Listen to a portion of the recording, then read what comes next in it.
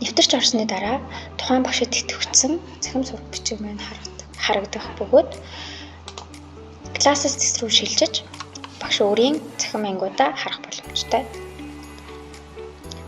Цахим шалгалт үүсэхдээ тухайн шалгалт үүсгэх гэж буй анги дээр даран орно. Үүний дараа assignments, test, performance, students, presentation тэгвэл resource гэсэн зүйлүүд харагдах бөгөөд цахим шалгалт үүсэхдээ тест хэсэг рүү орно. Үүний дараа таны үүсгэсэн цахим шалгалтууд харагдах бөгөөд шинээр шалгалт үүсэхдээ create test товч дээр дарж шинээр шалгалт үүсгэнэ. Үүний дараа шалгалт үүсгэх 4 алхам маань гарч ирэх бөгөөд хамгийн ихэнд тухайн шалгалтынхаа нэрийг бичнэ. Багш нар маань заавал progress test авах шаардлагатай учраас та бүхэн маань progress test-ийг аваарай. За тэгээд тухайн тестийнхаа агуулгыг багтаасан нэрээр тухайн шалгалтынхаа нэрийг нэрлээрэй. За select activities хэсгээр тухайн шалгалтад өгөх даалгавруудаа сонгоно. Ингэхдээ хойдлын гурвалжин сүмэн дээр дарж шалгалтуудынхаа материалыг харна. Үүний дараа assessment гэсэн хэсэг гарна. Үүний хойдлын гурвалжин сүмэн дээр дарна. Мөн тест generator гэсэн хэсэг гарч ирэх бөгөөд гурвалжин сүмэн дээр дарж бүх тестүүдээ харах боломжтой. Тухайн багш progress test 1-ийг өгөх гэж буй учраас progress review test гэдгийн хойно байрлах гурвалжин сүмэн дээр дарна. Ингэхдээ багш нарт анхаарах ёстой зүйл гэх юм бол progress test маань тусдаа харагдана. Progress test 1, progress test 2, progress test 3. Тухайн багш progress test 1-ийг өгөх гэж буй учраас progress test 1 гэдгийн хойно байрлах гурвалжин сүмэн дээр дарж тухайн дасгал даалгавруудыг харна.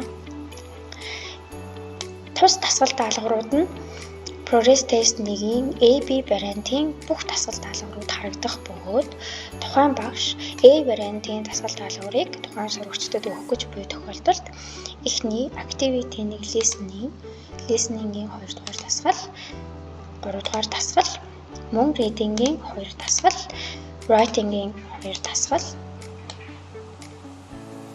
гэсэн 7 дасгал даалгаврыг нэг-нэгээр нь хойно байрлах дөрвөлжин товчон дээр дарж сонгоно. Хэрвээ тухайн багш маань B вариантын шалгалтыг сурагчдад өгөх гэж байгаа бол сүүлийн 7 дасгалыг сонгон сурагчдад өгнө. Үүний дараа таны сонгосон тестийн дасгал даалгаврууд order test content дотор харагдах бөгөөд та энэ хэсгээс сонгосон дасгал даалгавруудаа хянан харах боломжтой. Дараагийн алхам бол шалгалтын хугацаа тавьж өгөх хэсэг байгаа. Эхний хэсэг дээр шалгалтын эхлэх хугацаа, дараагийнх дээр нь дуусах хугацааг тавьж өгнө. За эхлэх хугацаан дээр тухайн шалгалт эхлэх өдрийг тавьж өгнө. За дараагийнх дээр нь шалгалт эхлэх цагийг тавьж өгнө. Дараагийн хэсэг дээр шалгалт дуусах хугацаа буюу шалгалт маань 45 минутын хугацаатай байгаа. Тийм учраас хэдүүлээ 45 минутын урд сурагчдыг платформ руу нэвтэрч орох цаг болон их хоцорч платформ руу нэвтэрсэн тохиолдолд шалгалтын хугацааны хойно 5-аас 10 минутын хугацааг илүү тавьж өгч болно.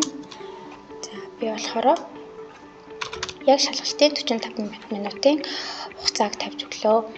За дараагийн алхам бол сурагчдаа сонгох хэсэг байгаа. За энэ хэсэг дээр таны үүсгэсэн цахим ангиуд харагдана. За анги бүрийн элсэн сурагчдын нэр харагдах бөгөөд тухайн сурагчдыг аль сурагчдад тухайн шалгалтыг оноож өгөх вэ гэдгээ уртлын дөрвөлжин дээр дарж сонгож өгнө. Дараагийн алхам бол add instructions буюу заавар зөвлөгөө өгөх хэсэг байгаа. Энэ дээр багш ямар ч төрлийн заавар зөвлөгөөг өгч болно. Эдгээр алхмуудыг хийж дууссаны дараа save and send төвчөн дээр дарж тухайн дасгал даалгавар болон тестүүдээ сурагчдаа явуулна. Үүний дараа таны үүсгэсэн шалгалт тест хэсэгт харагдах бөгөөд үүнээс та тухайн шалгалтынхаа мэдээллийг ерөнхийд нь харах боломжтой.